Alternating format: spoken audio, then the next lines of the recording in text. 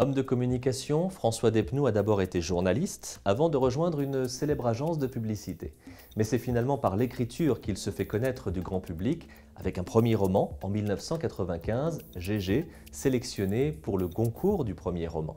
3 ans plus tard, avec Danemark Espéranto, il s'inspirait librement de son histoire pour raconter sa grand-mère danoise et les liens d'affection tissés malgré la barrière linguistique.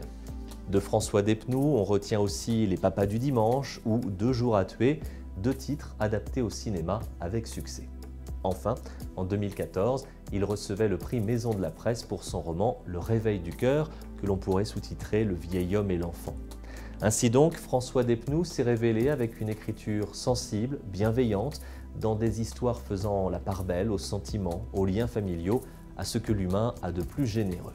Pourtant, en 2018, avec son roman Le Presque, un virage était déjà amorcé. Le Presque, c'était le portrait d'un homme mal dans sa peau, mal dans son époque, en prise avec ses démons. Et François Despnous de poursuivre aujourd'hui sa mue avec ce nouveau titre, Les Désossés. Et attention, ça saigne. Nous voilà à la montagne, dans un chalet luxueux et moderne, à l'écart de la station la plus proche, loin de toute habitation. Et la région est en proie à de violentes chutes de neige. Dans ce chalet à la déco chic et contemporaine, la famille Saillard.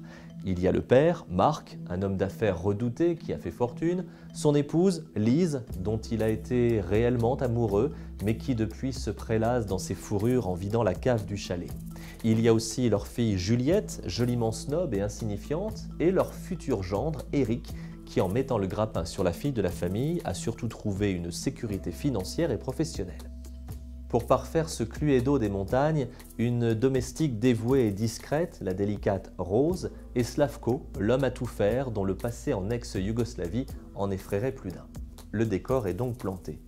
Et si dans les premières pages, chacun regarde tomber la neige avec insouciance, s'accompagnant de champagne et de mets fins, bientôt la situation dégénère. Les journées passent sans accalmie, la neige est de plus en plus abondante, le chalet est de plus en plus isolé. L'angoisse s'installe, la chaudière ne fonctionne plus, l'électricité non plus, et le réfrigérateur se vide.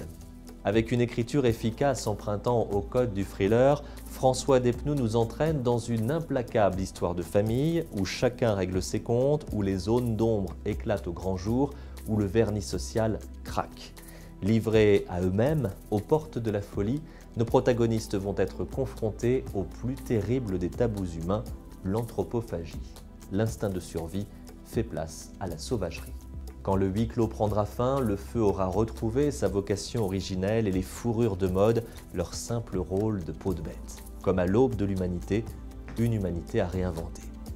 Mise en abîme de notre société, de notre époque, avec ses excès et ses contradictions, le nouveau roman de François Despnous est une vraie réussite qui fait frissonner au propre comme au figuré, mettant le lecteur face à sa réalité. Un suspense haletant, teinté d'une bonne dose d'ironie grinçante et à chaque page une question « qui va tuer qui ?» ou plus exactement « qui va manger qui ?» Un conseil, si vous allez bientôt à la montagne, glissez donc ce livre dans vos bagages, mais prévoyez surtout vos provisions.